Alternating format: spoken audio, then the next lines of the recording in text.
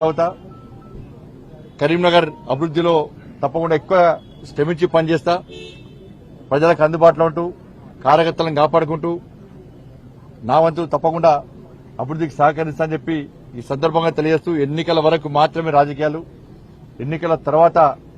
అందరు శాసనసభ్యులు కానీ అన్ని పార్టీల నాయకులను కార్యకర్తలను కలుపుకొని ముందుకు పోయే ప్రయత్నం చేస్తా అని చెప్పి ఈ సందర్భంగా విజ్ఞప్తి చేస్తూ, రేపు కేంద్ర బొగ్గు గనుల శాఖ మంత్రి శ్రీ జి కిషన్ రెడ్డి గారు కేబినెట్ మంత్రిగా బాధ్యత చేపట్టి మొట్టమొదటిసారి రేపు భాగ్యనగరానికి వస్తున్నారు. వారికి స్వాగతం పలకడానికి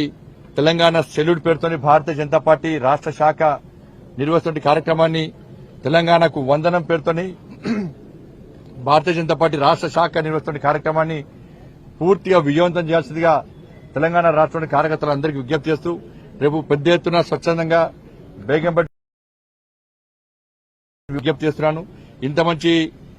అవకాశం కల్పించినటువంటి కరీంనగర్ నియోజకవర్గంలోని ఓటర్ మహాశయులకు, మా కార్యకర్తలకు, నాయకులకు